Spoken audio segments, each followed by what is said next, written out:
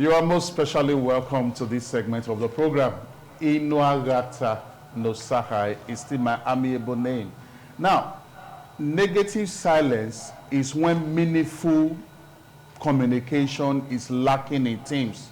A situation whereby team members are not, giving feedback, they are not expressing their views, they are not bringing suggestions or idea, to the table when it comes to advancing the cause of the team. And when there is no open communication, when there is no meaningful communication in teams, it is going to affect fluid collaboration and cohesiveness in the team, which will ultimately result to low productivity and low team performance. And that is why this morning we are looking at how to avoid negative silence in teams. Remember, negative silence is a situation where there is no meaningful communications in teams, no open communication. Like I said, it will result to poor team productivity. It will result to low team performance. And this morning, it is how to avoid negative silence in teams, especially as a team leader. And one way you need to do that, one strategic way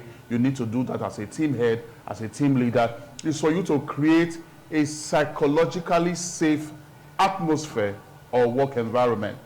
There are some teams that is historically known, the team members have come to understand that in this team, when you make idea contribution, when you make suggestion, and if it appears that those idea contribution or idea suggestion seems not to be a good one, the reaction from the team leadership, from the team leaders, is going to psychologically plummet, your emotions. Is going to psychologically affect your self-esteem and all the rest.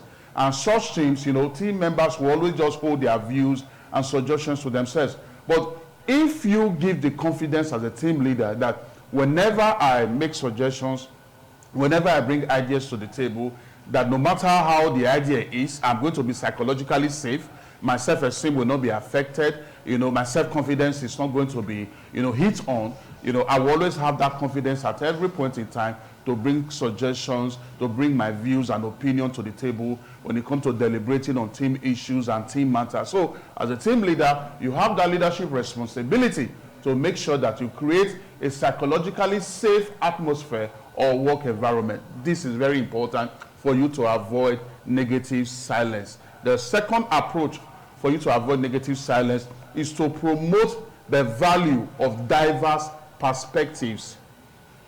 Make your team understand that you place premium on different views, different perspectives, and diverse experiences. So no matter the role the team player plays in the team, no matter the portfolio the person is holding, make everybody understand that, I am open to diverse views, I am open to diverse perspective, I'm open to sharing of different experiences, when it comes to deliberating on team matters and team issues. This will equally go a long way to help you avoid negative silence. Remember, negative silence is a situation where there is no meaningful communication or open communication in teams, and it doesn't help team performance or team productivity. The third approach to avoid negative silence in team is for you to acknowledge and appreciate positive input from team members.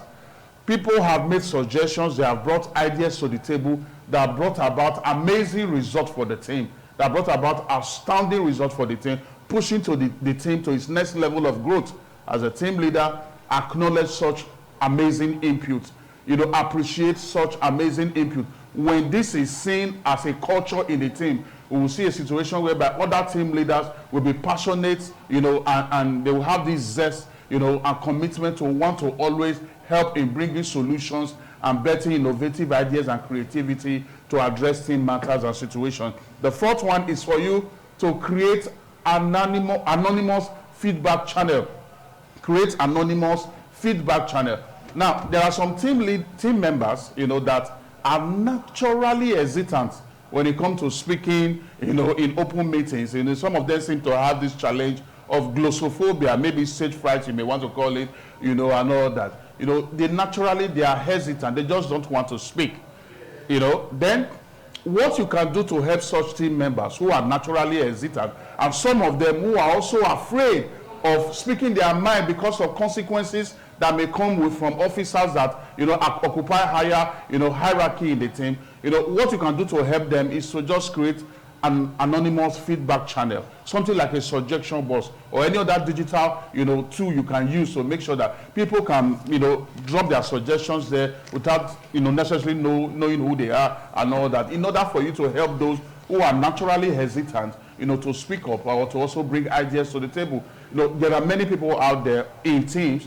They have amazing ideas. They have outstanding ideas that can help the team to advance to the next level. But they just have that natural hesitancy, or probably they are afraid that, oh, if I express my views, if I speak my mind, the Oga at the top, as it were, may, reprimand me if I fully express myself, so you can help them out. Just create an anonymous feedback channel, create a suggestion box, and any other, tool you can use to make sure that people can bring their ideas to the table without necessarily knowing who they are. This is just so important. Then the concluding one, encourage active listening by modeling it. Encourage active listening by modeling it. As a team leader, one of the ways you can, avoid negative self-esteem, negative silence in the team, is for you to make sure that you teach the people how to listen actively, and by showing an example of it. Encourage active listening by modeling it.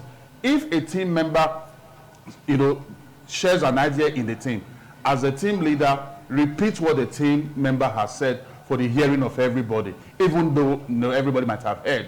When you model that habit, the next thing you also need to do is that ask those expressive extrovert team members who are not natural listeners to repeat what some other team members have equally said. Now, when you do this often, you are going to create a culture whereby people will not only just listen or keep quiet when someone is talking or raising suggestions.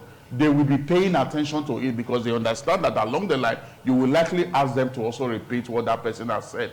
And this will help, to help the people to develop this active listening ability, and then you create an environment that negative silence is totally avoided. Now, remember, negative silence is a situation where there is no meaningful communication in teams, no open communication. And this morning, we have just looked at how to avoid negative silence in teams. Very, I believe lots of value have been added to you today. So what you need to do, just make sure you communicate with me in my social media handles. Send your questions across. I provide answers to you. Enter my name into any of the social media platforms, and then we can take this conversation to the next level. I'll be seeing you next week, Wednesday. When I return, I will say remain in Nwagata no Sahai. God bless you.